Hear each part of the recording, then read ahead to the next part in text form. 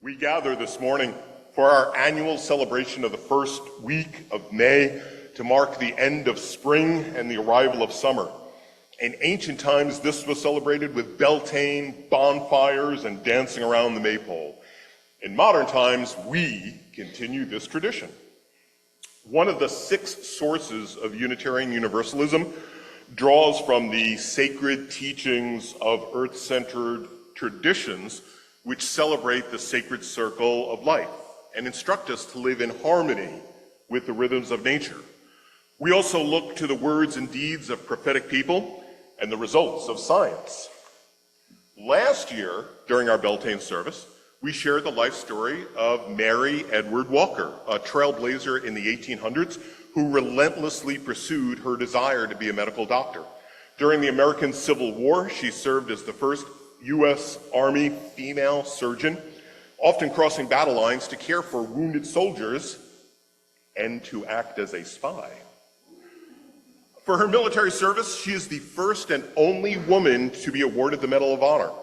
Walker was also a woman suffragette for the vote and a dress reform advocate because Mary wears what she wants. The United States Mint has been honoring notable women like Dr. Walker by issuing quarters that celebrate their accomplishments. 5 women annually are selected and their coins are circulated through the country. Each quarter features females from a variety of fields. Women who made ethnic and racial and geographically diverse backgrounds with contributions in civil rights and government, abolition and suffrage, science and space exploration, humanity, and the arts. In short, women who inspired change are on our change. Today, in calling the quarters for Beltane, we look at the life of Vera Rubin, a path-breaking astronomer whose work included finding the invisible pillars of the heavens. Now, it might seem weird on a pagan holiday to honor a Jewish astronomer by using a verse from the Quran. But believe me, it's going to get weirder, much weirder. But you know, the message of today's sermon is about believing in yourself even when no one can see it. So you kind of knew it was going to be weird. Let me first back up and start with our Maypole. Dancing around the Maypole is a tradition so old that its origins and original meaning are forgotten and faded into folklore. Some scholars classify maypoles as symbols of the world axis, the cosmic connection between the lower and the upper realms. And there's evidence for veneration by the pagans of various sacred trees and wooden pillars across much of ancient Europe.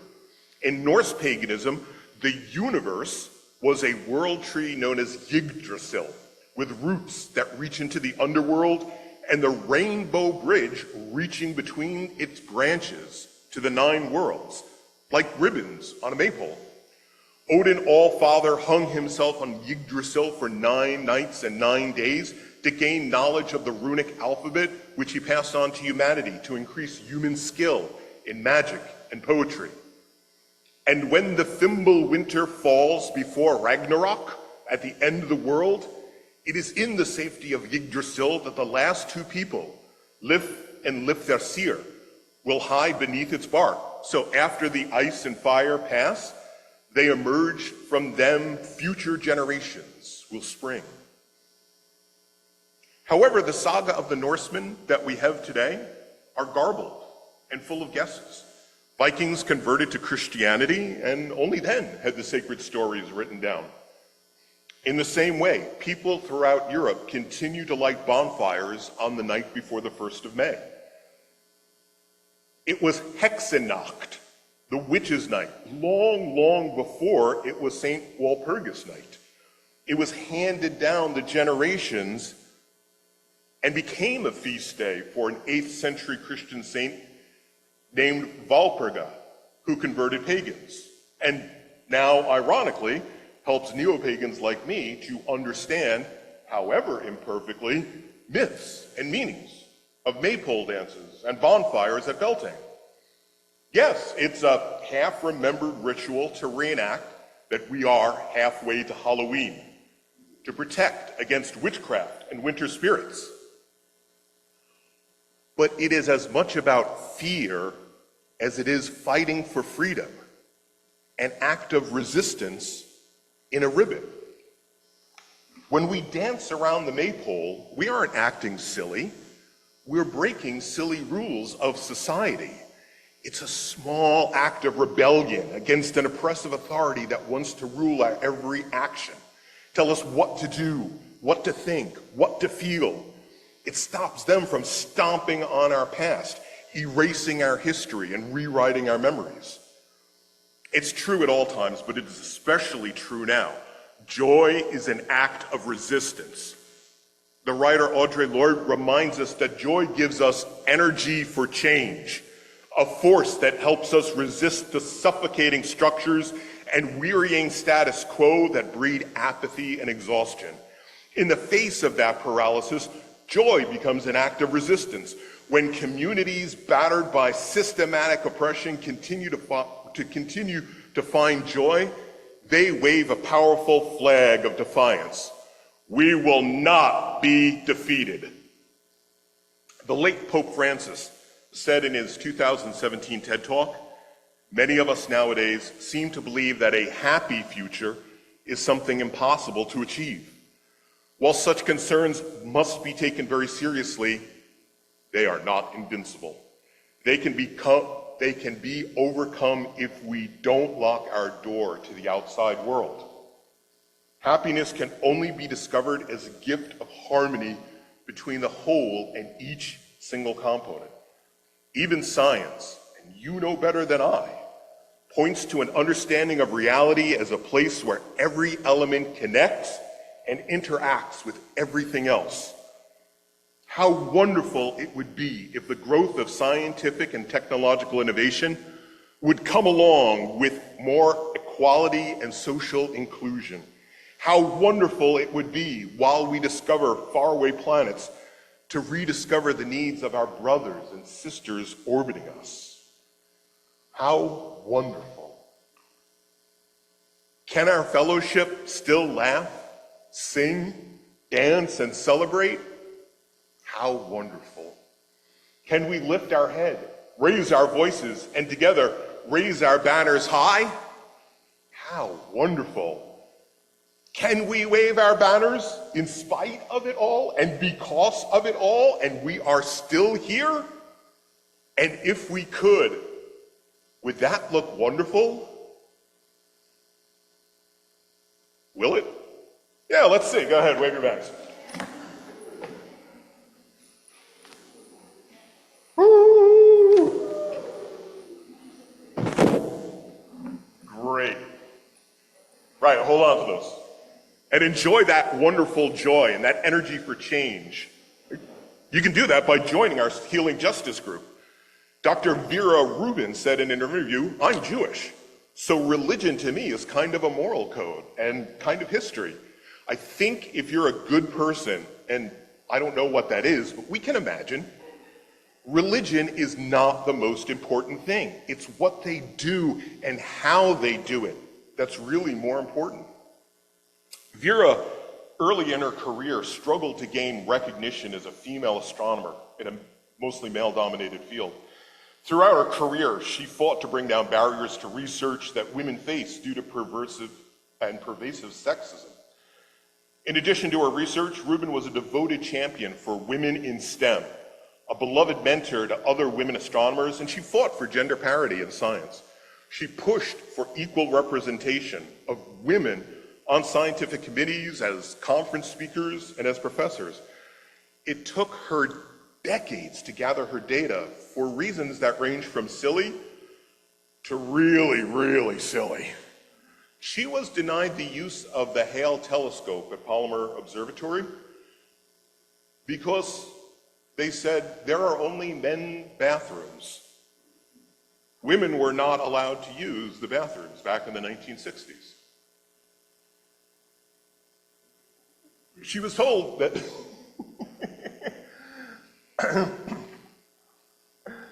there was only the one gender bathroom. So what she did was really quite clever. She cut out a triangle of paper and taped it onto the stick figure of the man on the men's room door.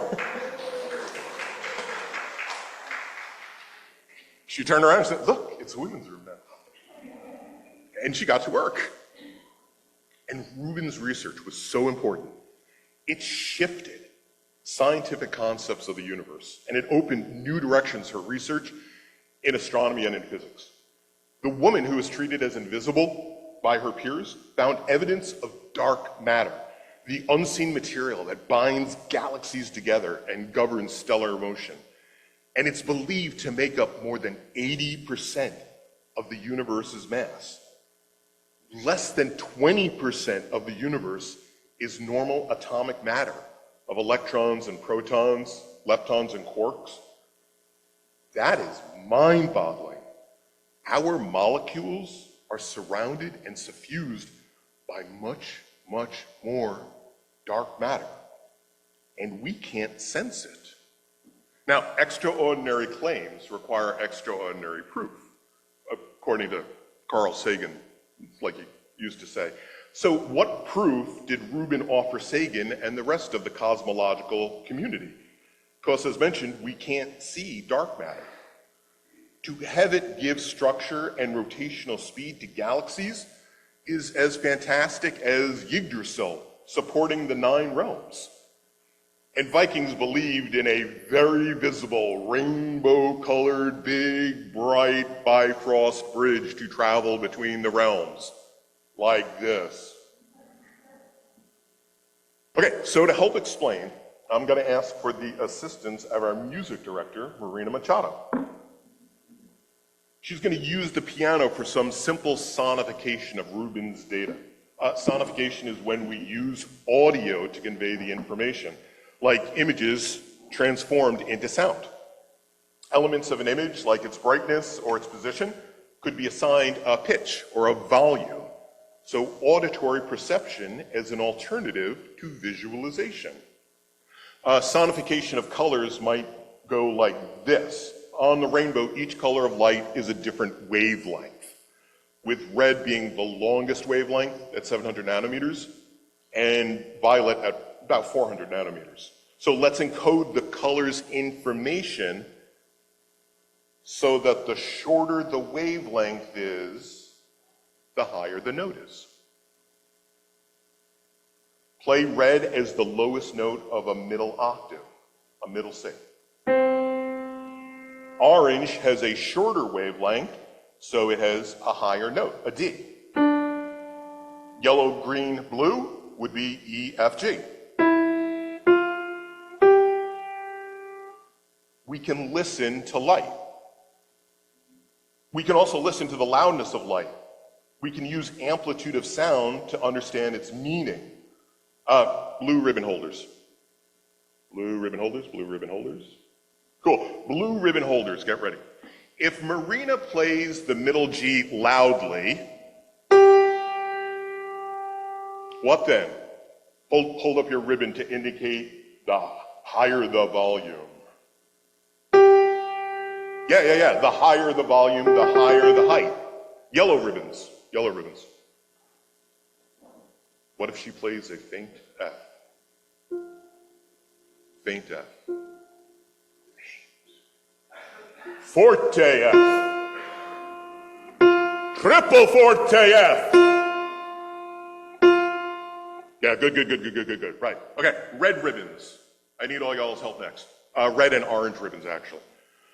This is an astrophotograph from the Hubble Space Telescope. Different spirally arms, right? And from the swirly, spirally arms, you know that they're spinning. What Vera Rubin wanted to know was how fast and in which direction are they spinning. Let's say, suppose she measures some orange giant stars for reference. So these are in the middle of the center. And then from the middle to the left, and then to the right. So the stars sound like a major middle D chord.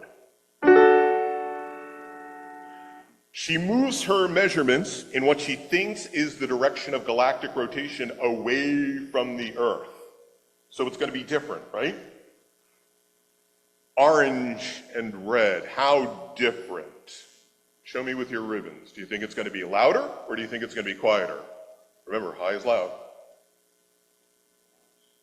All right, so you're all holding it pretty high. Okay. What if I told you that actually the orange stars drop down a full octave? Yeah, the further from the middle line of reference, the lower the D chord is played.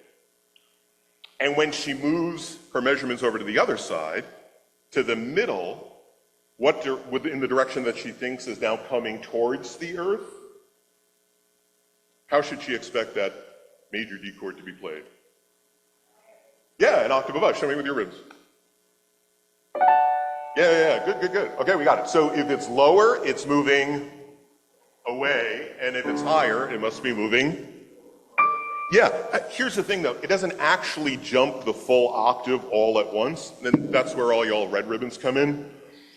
Rubin is measuring the shift of the motion away in the spiral arms by what we call the apparent red shift in stars. So how much did the Doppler shift actually from D down to C, down to B? Yeah, from orange to red to purple. Yeah? Okay, all ribbons down. All ribbons down. Red, orange, green, pink. Cool. Okay, I want you all to imagine that you are Vera Rubin. You are observing the orbital speeds of stars in the outer part of spiral galaxies. Let me see the graph. Okay, vote with your ribbons, everyone holding them up. When you are at 5,000 light years from the center, do you think you are going faster or slower? No, show me with your ribbons. All right, when you are 10,000 light years from the center, how fast do y'all think you are going? Faster or slower? When you get to be 15,000 light years from the center, faster or slower? I hear slower. I'm also seeing slower. You guys are holding a little lower. About 20,000 light years, faster or slower? Yeah, like only a few of you got it. Okay, so we start off fast, and then we get lower, and then lower still, and then lower still. And this is what that expected graph would look like, if we were to plot that. Just like the planets. Earth takes 1 year to go around the sun. Jupiter takes 12 years. Jupiter is further out. Neptune, right, takes 160 years because it's 30 times further from the sun than the Earth is. All right? Okay, I am now going to read off Rubin's observations, roughly. Marina is going to sonify the data for us. And again, I invite you to be mathletes to show the changes in height of the speed where slower is going to be lower. Okay? All right, so at 50,000 light years, the velocity is 163 kilometers per second. 7,500, it's up to 250. At 12,500, it drops to 210 kilometers per second. At 17,000, it jumps up to 2,010. At 19,000, it's at 226. At 22,000, it's at 235. At 25,000, it's up to 230. So what we observe, well, this is the galactic rotation problem. And I told you it was weird. Rubin repeated her observation over 60 galaxies. The slope of the graph, or the shift in the pitch, should remain essentially flat, right? As you get further, you should be getting slower. Instead, the excess speed of distant stars required an excess mass beyond what existed in those stars. Otherwise, the faster moving stars would just be flung right out of the galaxy and fly off into the universe. The only explanation that made sense is that there is some dark matter that does not shine, but has strength of gravity to hold spiral galaxies together. And it keeps them from tearing themselves apart. And by logical extension, that dark matter exists within the star systems of those spiral galaxies. And if it exists within the star systems, then it exists even within the planets, even within our Earth, even within the walls of our sanctuary.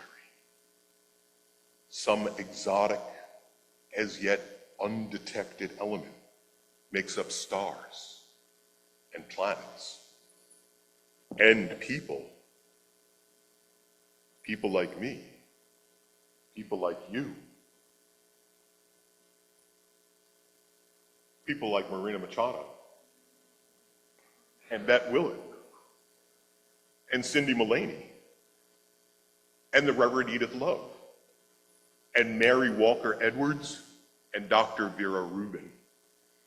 When you hold a Vera Rubin quarter, what you're actually holding is over 3/4 dark matter based on Vera's clear observational evidence that confirmed the vast majority of the mass of the universe is hidden. You are holding in the palm of your hand a piece of the invisible pillar of heaven.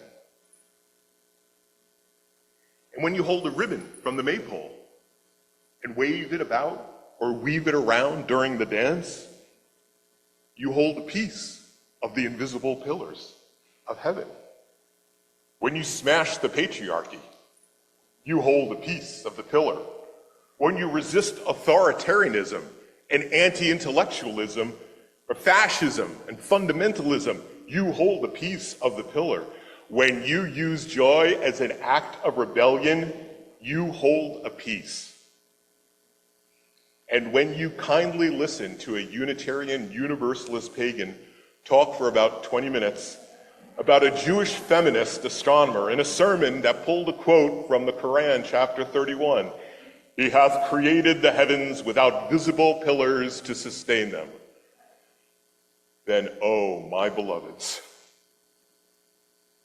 you hear what you have always known to be true without any proof, that your inner life is infinite and holding up the invisible pillars of heavens.